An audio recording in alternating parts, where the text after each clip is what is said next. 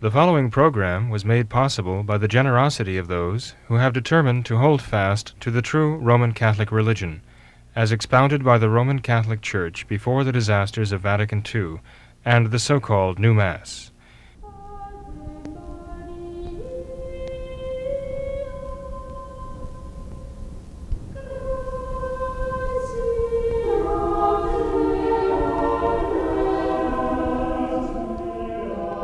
Hello and welcome to What Catholics Believe. I'm your host, Thomas Negley, and with me tonight is Father William Jenkins from the Society of St. Pius V and pastor of Immaculate Conception Church in Norwood, Ohio. Hello, Father. Hello, Tom. How are you? Pretty good, thank you. Thank you for being here tonight. Well, thank you. Tonight we will continue our discussion of viewer questions and topic and comments that we received via the email address and also the Facebook group. And Father, I'd like to start tonight with a question from a viewer who would like to know the difference between the Society of St. Pius V and any similarities that they might share with the so-called Society of St. Pius X resistance group. There seems to be some similarities that this so-called resistance group within the Society of St. Pius X fights the Society of St. Pius X's tendency towards this reconciliation with Rome and that entire issue there. So is there some sort of similarity between this resistance and the Society of St. Pius X? And if so, could you elaborate on that? And what are the differences precisely between the two? Well, the only similarity that I know of is that we also would not approve of the tendency to reunite with Rome under the circumstances. Archbishop Lefebvre himself distinguished between Catholic Rome and modernist Rome. And he talked about the fact that at that time the Society of St. Pius X itself was always in union with Catholic Rome, Right. but was not in union with modernist Rome. And the problem with the Society of St. Pius X right now is under its current leadership, they are trying steadily, have been for years, to formally reunite with modernist Rome and get the modernists to recognize them as part of their church, you know. They don't, even to this day, as far as I know, the Pius X, Society of St. Pius X, doesn't necessarily accept the modernist religion, although they tend to have softened their position quite a bit on the changes, as far as I could see. Not that they necessarily adopt them, but they seem willing to accommodate them and to coexist with them. Whereas in the past, the Society of St. Pius X, under Archbishop Lefebvre, was very clear in drawing the line and saying he would not. Archbishop Lefebvre, for example, was very clear on the idea that there was no truck between modernism and Catholicism, and they were incompatible with each other and inimical to each other, opposite to each other. The Society of St. Pius X now, under the leadership of Bishop Follet and others, like-minded people, you know, with him, seem to think that they can form a peaceful coexistence with the modernists in the Vatican, even to the point of being formally recognized by them, formally adopted by them, formally brought inside, as it were, incorporated into the Novus Ordo, and have what they call the experiment of tradition, which is nonsense, you know. It's just verbiage that has no honest, genuine meaning. And of course, there have been priests in the Society of St. Pius X who recognize that this is an atrocity. They seem to still hold at least this much of the original sense of Archbishop Lefebvre and the Society of St. Pius X, that the Novus Ordo Mass and its new sacraments and all are the practice, they are the religion of modernism. Okay, they are the expression of modernism. And to that extent that we cannot abide by them and coexist with them in the same church because they're a different religion. And you can't have, as far as a Catholic goes, it is impossible to have two different religions in the same church. That's what ecumenism is. Ecumenism says we can have one church and all these different religions under this big umbrella. Those who have any shred of Catholic faith left realize that if the Catholic faith and the Catholic religion have been given to us by our Lord Jesus Christ, He did not establish multiple religions any more than He established multiple churches. And there is one true church and one true faith. And you cannot have a religion, you cannot have a church with multiple different contradictory faiths contained within it, right, and say that that is the church that was established by Christ. It would be blasphemous to suggest such a thing. And so the resistance priests of the Society of St. Pius X, I've heard there have been 100 of them or more, have either been shown the door if they were openly opposing this and preaching against it, reunion with modernist Rome, or that they've left on their own, okay? A total of, I've been told, 100 or more over the years. And so we would agree with them that the attempt for the Pius X group to formally reunite, to unite with modernist Rome is impossible, honestly, as traditional Catholics, to blend traditional Catholicism and modernism into the same religion, into the same faith, into the same church. But other than that, we really don't have very much in common. I mean, they already are compromised. I mean, even the resistance priests are compromised. How? Well, they use the changes of John the 23rd. They will use some of the changes, but not all of the changes, and they have a kind of a hybrid liturgy, which most people probably wouldn't even recognize. But those who really know the liturgy better, they would recognize that there's an inconsistency in the liturgical practices that they follow, and that they're not entirely traditional. And the resistant priests, I understand, formally recognized Francis as the Pope, their Pope, the Holy Father of the real Catholic Pope. Whereas we agree that he is the Pope of the Novus Ordo, right. Okay, he is the Supreme Pontiff of the New Order religion, and but they have his picture in the church. But here he is, Francis is in the Vatican, calling them neo-Gnostics, neo-Pelagians. He's likening them to heretics. He says they're doing the work of the devil. And Francis can say all of that. At the same time, he's negotiating with Bishop Vallée to incorporate them back into his church, yes, because of ecumenism. Because of ecumenism, the whole premise is you can have multiple religions in the same church, and it sounds as though Bishop Vallée is determined to prove Francis right, that you can have multiple religions in the church. And Bishop Vallée is actually following the modernist game plan, right, in seeking to be in one church with Francis and the modernists, and as though that'll be the first formal acquisition of a separate religion, what they call the extraordinary form of religion, into the modernist church. At least the resistance priests understand that this is a chimera, whatever they want to call it, of mixing two very different things, which are by nature two different things, and trying to blend them into one thing. Right. It can't be done honestly. Right. Certainly. So Father, what would happen if this reconciliation between Society of St. Pius X and Rome actually occurs? Would that benefit the Society of St. Pius V in any way? And in any way, and what I mean by that is, would there be any attempt at a union between these resistance priests from the Society of St. Pius X and Society of St. Pius V? Would there be any talks, any attempts to... I wouldn't think so. No. Okay. Because I think they still have this peculiar idea that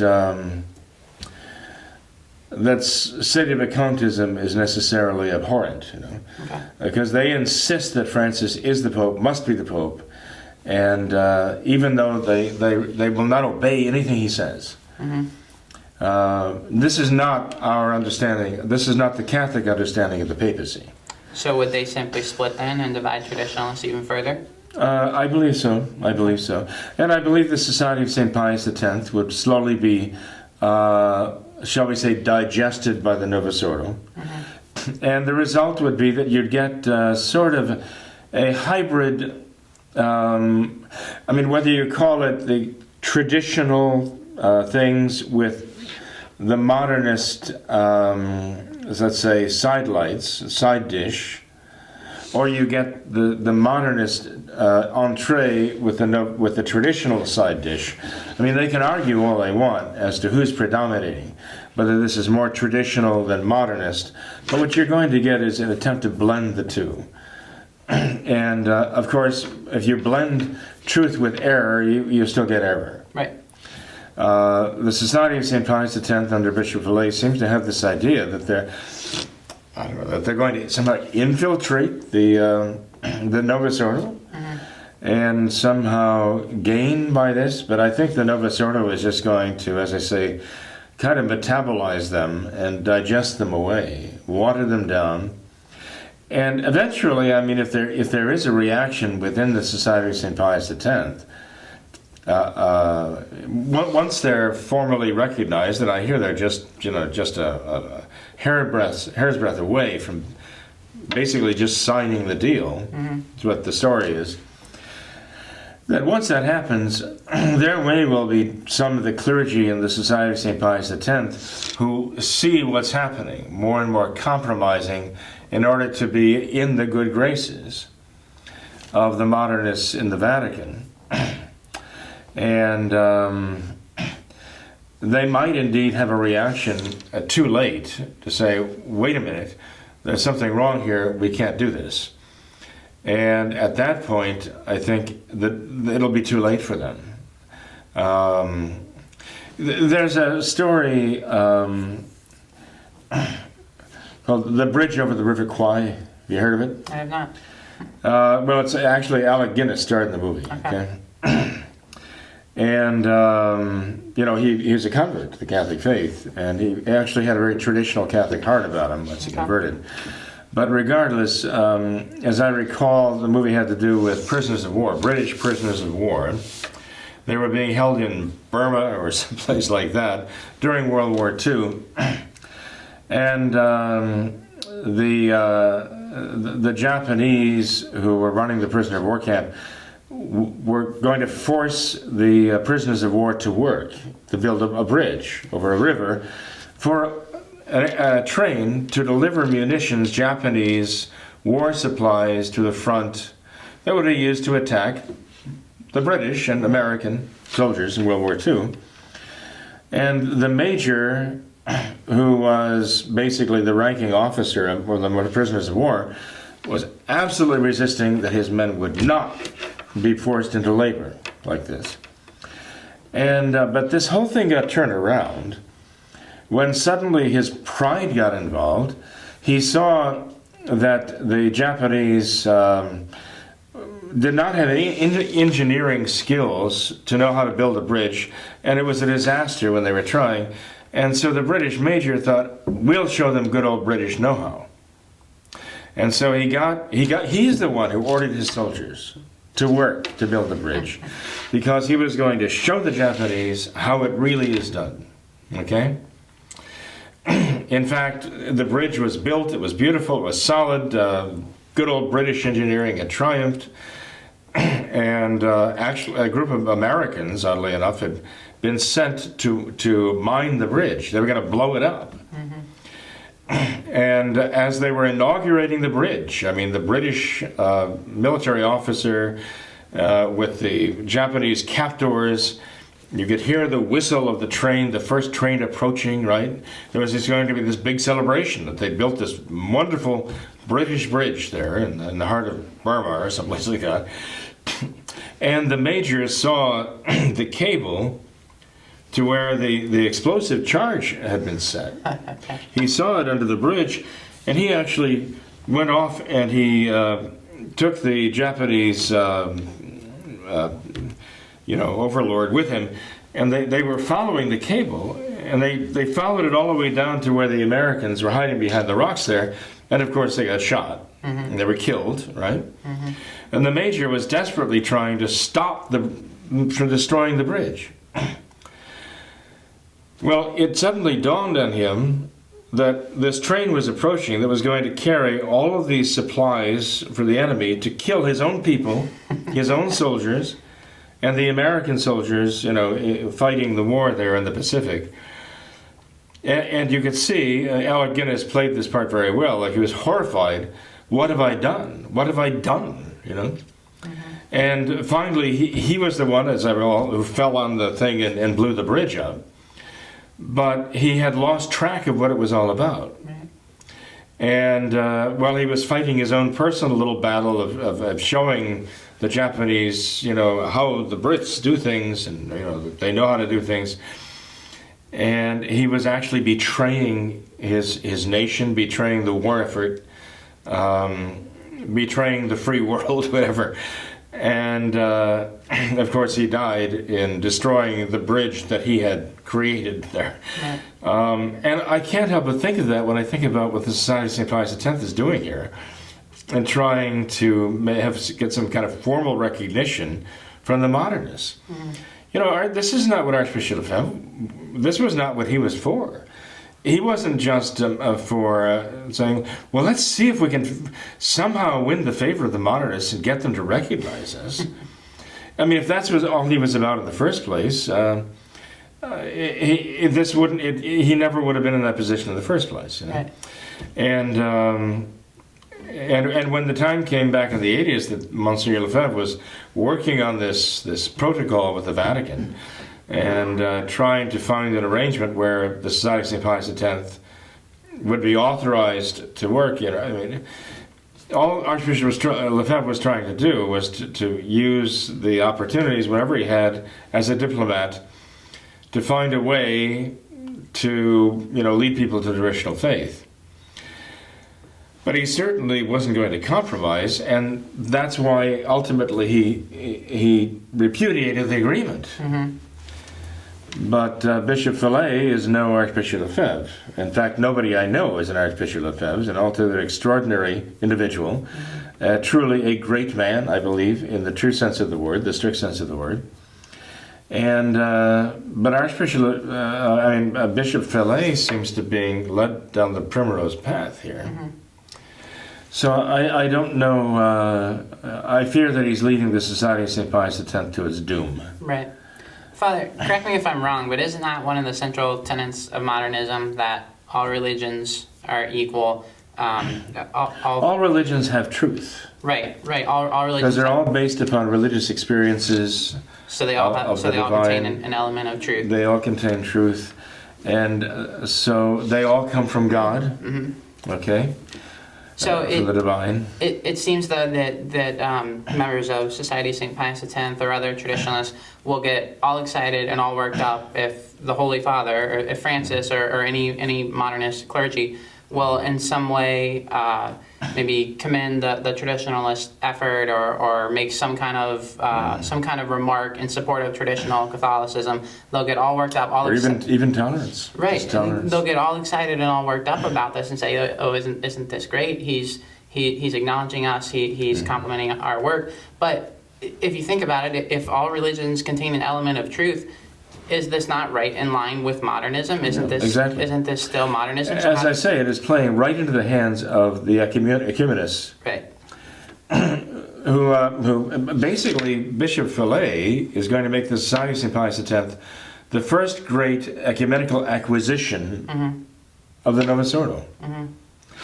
And, hey, look, Francis has said we're not going to have women priests. Okay? And of course, the conservatives are all about that. Say, oh, look, Fred, the Holy Father says we're not going to have women priests. You see how Catholic he is? Then Francis goes to Sweden. He embraces the woman who is the archbishop of this Protestant church, and says he wants to have intercommunion with her. But he's not going to have women priests in his own church, but he's going to have intercommunion with a church that does have women archbishops. And this doesn't make any sense. Unless you apply modernism. Unless you are out of your mind, unless you are completely irrational, unless you think like a modernist, Right, exactly. which means you're irrational. You're fundamentally insane. Sure. Because you live with contradiction. Not only is contradiction possible and permissible, it is desirable, it is an ideal. They call it diversity. That's what they want. And and again, the conservatives say, oh, look, when he says we're not having one priest, that's exactly what we need. When he goes off to Sweden and says just to the Archbishop lady, we want to be in communion with you, they say, there he goes again. All shucks.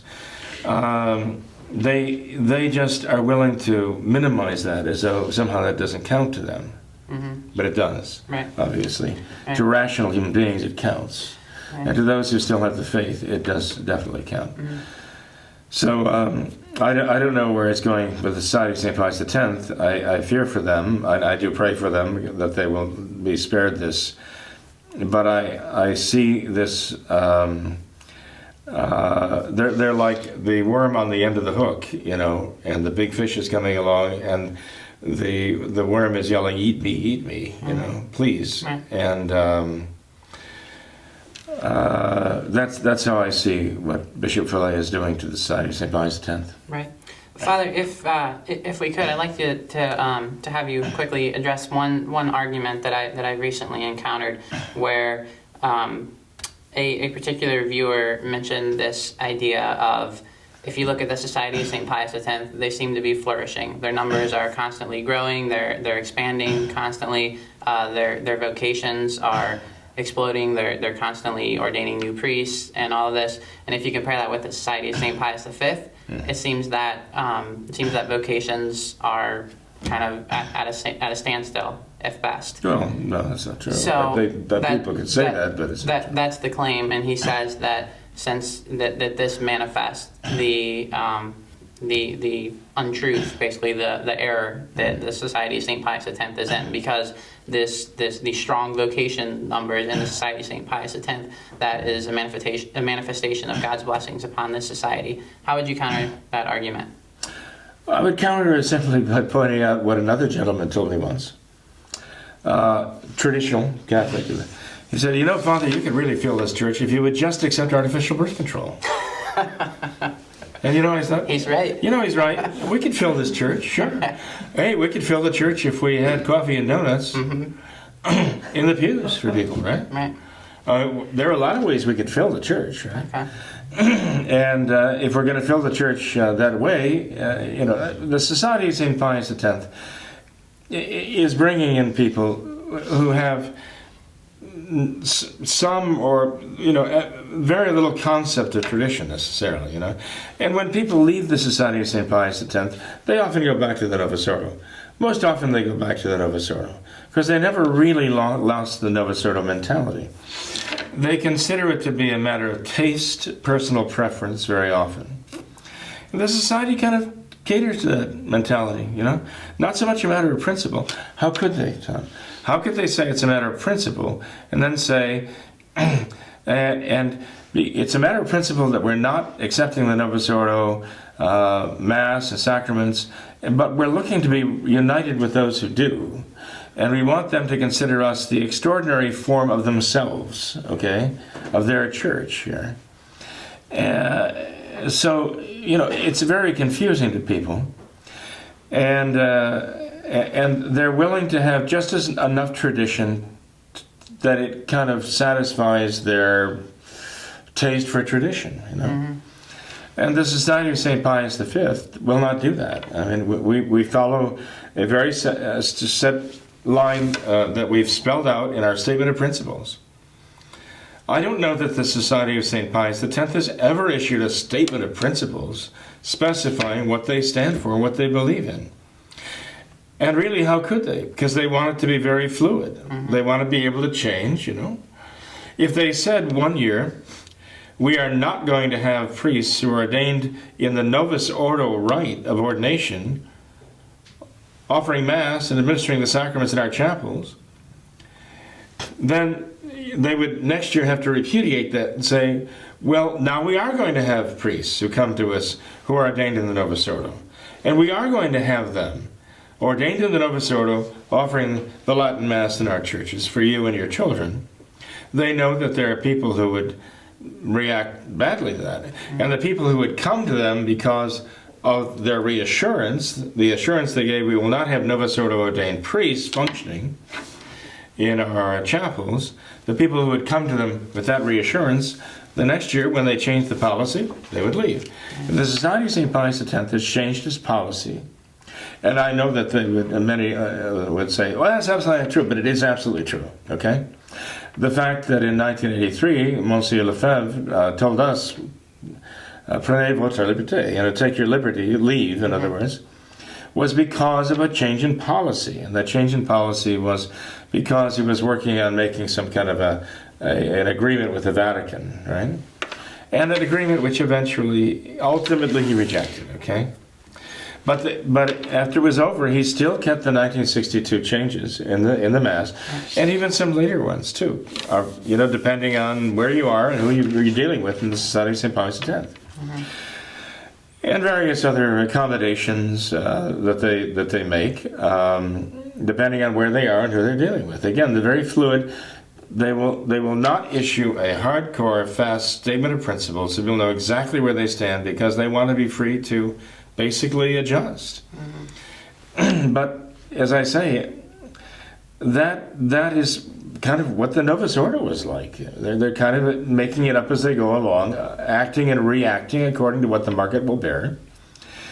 And the Society of St. Pius V will not do that, and we make it very clear exactly where we stand. Our position is very well thought out, very consistent. As far as I know, we haven't seen any need to change it. And so the people who come to our chapels know from one day to the next and from week to the next, from 1 year to the next, exactly what we stand for. Right. The statement of principles is available, and I'd be glad to make it available even online to those who'd like to see it. Sure. But necessarily, like with our Lord himself, how many... you see in our Lord, in the Gospel, you read about his preaching. And he had hundreds, literally thousands of people gathered to him. And what does he do? After feeding the thousands in the desert, the next day he's in the synagogue in Capernaum, and he promises, I will give you my flesh to eat and my blood to drink. And how they walk away. How many? I don't know. Enough walk away that our Lord even asked his apostle, will you walk away also? And time again, our Lord challenged them whether they really followed him because of faith or they had some other motive, And our Lord was not playing the numbers game. Judas might have been the one playing the numbers game, because we read that no sooner had our Lord said, I will give you my flesh to eat and my blood to drink, and all those people walked away, that there we read Judas decided to betray him. Judas might have been the one who said, hey, look, I'm flying high. I'm an assistant very close to this great rabbi who has all these followers, and I'm holding the purse. And he saw our Lord say something that others found to be, as they said, a hard saying, and they walked away. Right. So, people can say all they want about the numbers, but what would they say about the mega church down the street that is taking in 10,000 people on a Sunday, with screens flashing and sound effects and all the rest, and bombastic, and turning it into like a big pep rally, instead of a religious service of worship to God. So the argument is worthless, less than worthless. It's actually dangerous. Right. And I believe Archbishop Sheena who believes he said it best when it was something along the lines of good and evil, right and wrong doesn't depend upon a majority vote. Right. So I think we could leave it at that. Well, I think so too. Right. Well said. But there's definitely a lot more we could say on this topic, Father, and I think we'll certainly continue to monitor it and Good. and comment upon it. But I'd like to stop there for tonight, and I'd like to thank you for being here. Oh, you're very welcome. Thank you. No problem. God bless you. Yeah, you too. I'd also like to thank all of our viewers for watching this episode of Catholics Believe. Until next time, we ask that you all remember the words of Our Lady at Fatima, to consecrate yourselves and your families to the Immaculate Heart of Mary, and to pray and do penance. Thank you, and God bless you. What have I done?